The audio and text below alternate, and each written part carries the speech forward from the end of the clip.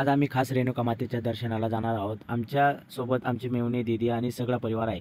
चला तर मग सुरुवात करूया सुंदर यात्रेची। सकाळी आम्ही गाडीमध्ये बसलो आणि मातेच्या दर्शनासाठी निघालो। म्हटलं पाहुण्यांना म्हटलं राम राम हो।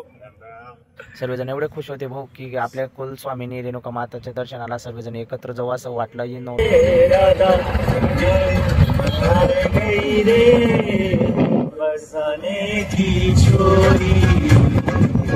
राधा गोरी गोरी बरसाने की छोरी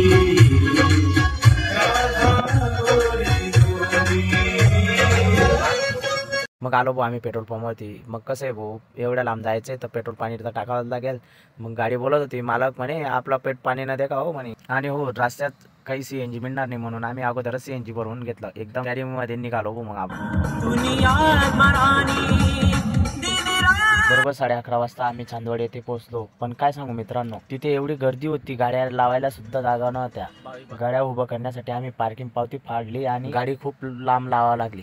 गाडी आम्ही पार्किंग करत असताना आम्हाला एक बॅनर दिसलं। मग साईने मस्त कमेंट केली म्हणे बापरे म्हणे हे कोणाचा फोटो आहे म्हणे असा त्याचा दात पडलेला आहे। पण ते दात पडलेला नव्हता कोणीतरी त्या ठिकाणी फाडून टाकलेला होता दाताला। सगळेजण एवढे हसत होते। पण प्रवासात असं काहीतरी फनी काही झालं ना तर सर्वांना आनंद होतो आणि मजेशीर वाटते ती गोष्ट। चालत चालत दम लागला पण मनात एकच आनंद होता आता आपल्याला आई रेणुका मातेचं दर्शन मिळणार आहे। मस्त चांदवड यात्रेमधून आम्ही जात असताना मस्त खूप भारी भारी वस्तू दिसत होत्या। पण ते कपलसाठी भाऊ आपल्यासाठी तर काही नाही आपल्या नशीब वाटतं आपण एकटा जीव सदाशिव। मग आम्ही मंदिराच्या दिशेने निघालो।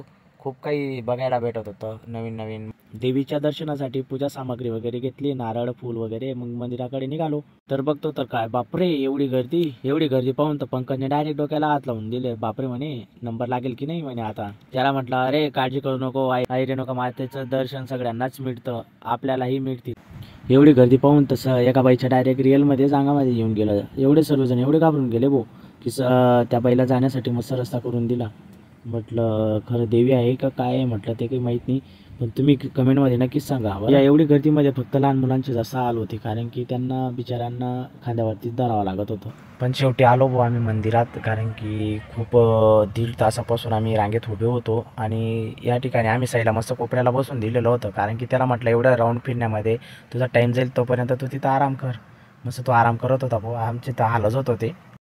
गर्दीमध्ये लोक पुढे जायला एवढे धड पडत होती पण आम्ही कसे कमी नाहीत बरं। मस्त टायमिंग पकडले आणि एंट्री मारली। गर्दी असूनही आम्ही शांत राहिलो आणि शेवटी देवीच्या चरणी पोहोचलो। त्याच क्षणी आई रेणुकेचं तेजस्वी रूप पाहून सगळेच हरपून गेले। कितीही गर्दी असो आईचं दर्शन मिळालं की सगळा थकवा नाहीसा होतो। दर्शन झाल्यावर मन अगदी प्रसन्न झालं। आम्ही लगेच गाडीकडे परत आणि चर्चा सुरू झाली आता पुढे कुठे जायचं। चला तर मग साईचं ऐकून घेऊ काय सांगतो तो।